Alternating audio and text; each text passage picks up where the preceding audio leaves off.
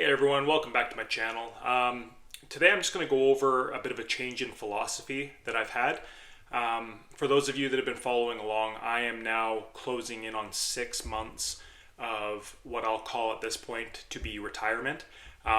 If you've watched my earlier videos, you'll know when I quit my job, I wasn't really sure how long I would be out of work for or if I would go back, but the longer that I've been away, the less likely it feels that I will end up going back to work at this point.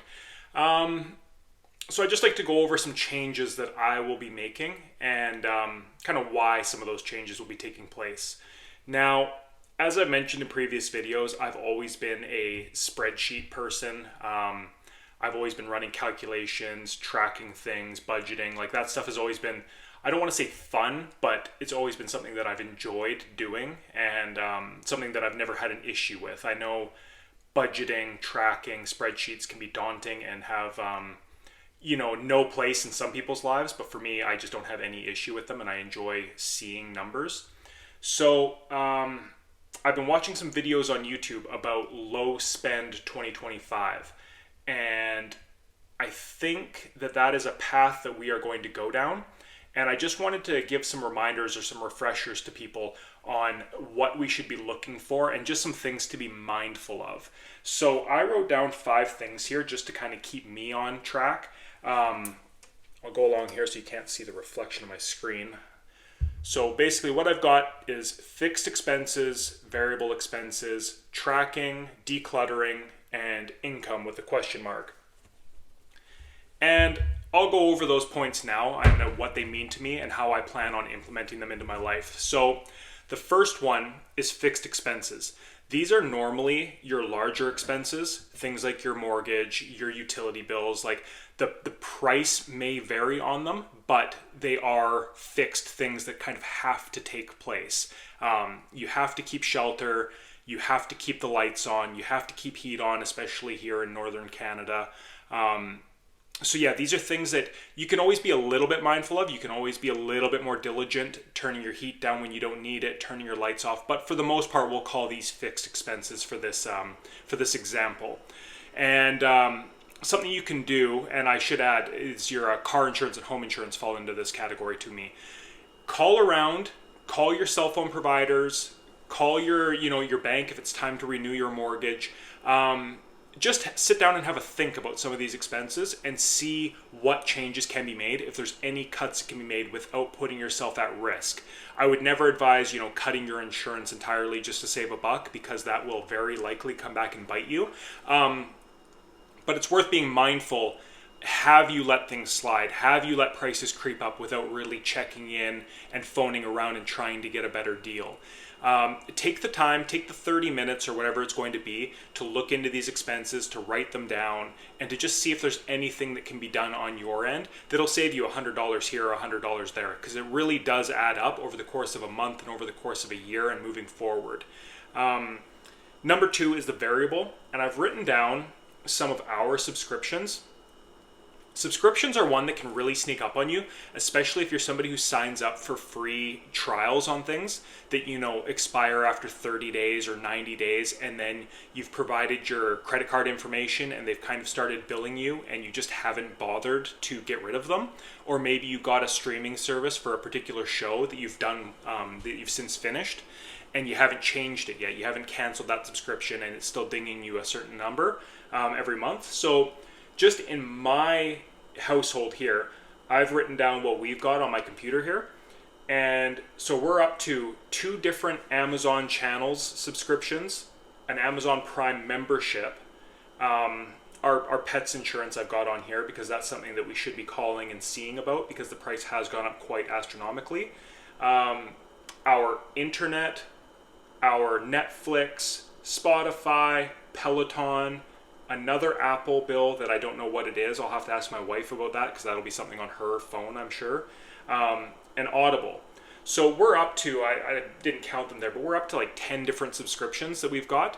And I know that we use some of them. Like our Netflix is only $6.29 and our kids, watch a fair bit of Netflix and we watch the odd show on there. So that's one of the ones where you're like $6.29 a month. We get pretty good usage out of it. We'll likely keep that one. But some of these other things, like, do we really need the Spotify anymore? Are we using all these Amazon channels? Do we use the Audible? Things like that. It's worth reflecting and seeing your usage on these things, and are you getting good value for your dollar, or are there other ways to replace these? So yeah, that's where our household will be focused, and I'll sit down with my wife and go over these things, but it's a good thing for you to check as well. Number 3, I have track expenses.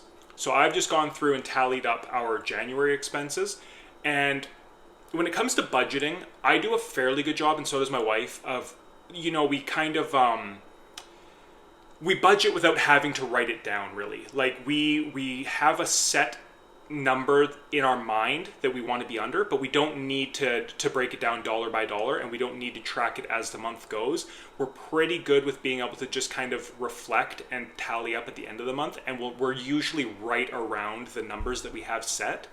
But even in our case, it is good to actually go back once you've actually lived the month, because it's very easy to say, okay, January, we're tracking our expenses, and then be very diligent for that 1 month and be like, hey, we did a good job, and then to let it slide, and then turns out you're spending $1,000 more the next month or something like that, when you're not tracking it as diligently.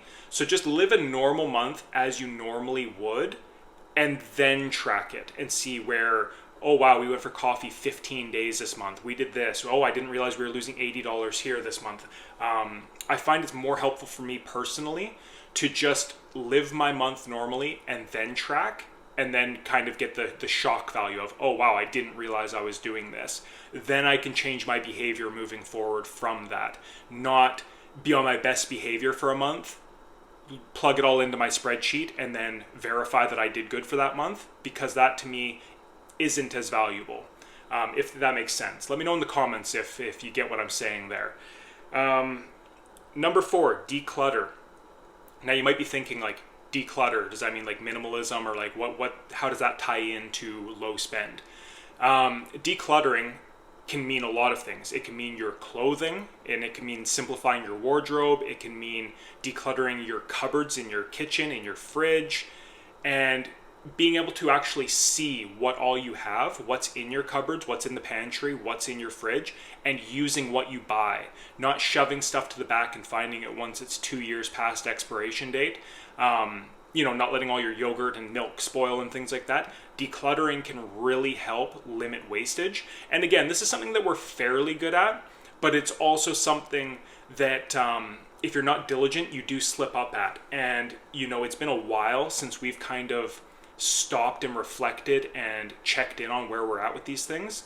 And as I mentioned, there is slippage there. Like, there is erosion of good habits. So it's something that we'll have to kind of re-buckle down on, and really start cabinet by cabinet, go through the fridge, go through our closets and things like that, and really try to simplify again and get back to the basics, and start cutting out some of these bad habits that slowly creep up on you.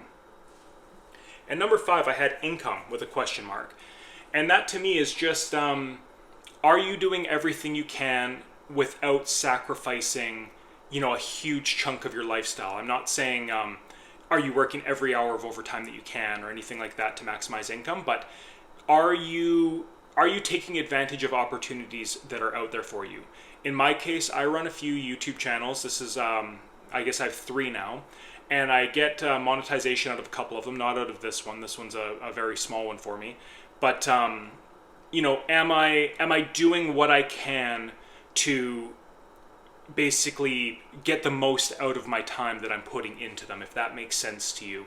Am I advertising the memberships on my other channel? Am I reminding people to like and subscribe and things like that? Am I putting an honest effort forward with the time that I'm allotting to that endeavor?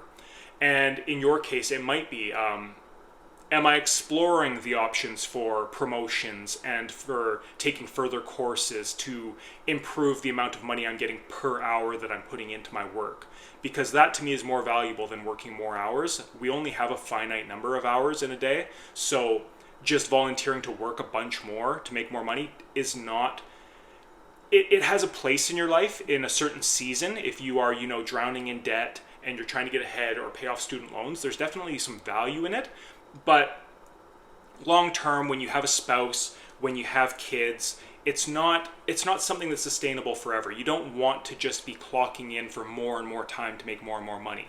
You want to be thinking about, like I say, a course you can take to increase your value in the workplace, a promotion that you can pursue, things along those lines to make yourself more valuable, to make each hour that you are putting in reward you more for it. So yeah, those two really are tied together in a sense.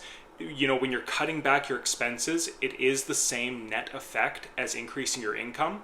But if you are having to spend that hour away from home, away from your kids, away from your wife or husband or whoever that you live with, you do really want to be maximizing those hours and getting the most value out of them. And there's only so much you can cut without really impacting your quality of life. Whereas your income is more open-ended. You can really open more doors with the bigger shovel or the bigger wheelbarrow. I think, you know, Dave Ramsey kind of uses those terms in his videos. Like, you want a bigger shovel, and it allows more opportunity, really, and it allows you to get more investments going, more compound growth, and it's all just a big snowball after that. So those are kind of 5 steps that I want to go over that all tie into this lower spending 2025 moving forward, and just being a little bit more mindful, a little bit more diligent, and just making sure we're being that little extra bit of efficiency as a household. So again, let me know in the comments below. Are you doing anything? Are you doing spring cleaning to kind of tidy up your lifestyle? Have you sat down and reanalyzed some of your subscriptions and just seen maybe some things where you've gotten lazy or let things slide that you should no longer be letting slide? Let me know your thoughts on this topic. Love to hear from you guys below. Anyways, thanks for stopping by. Bye-bye.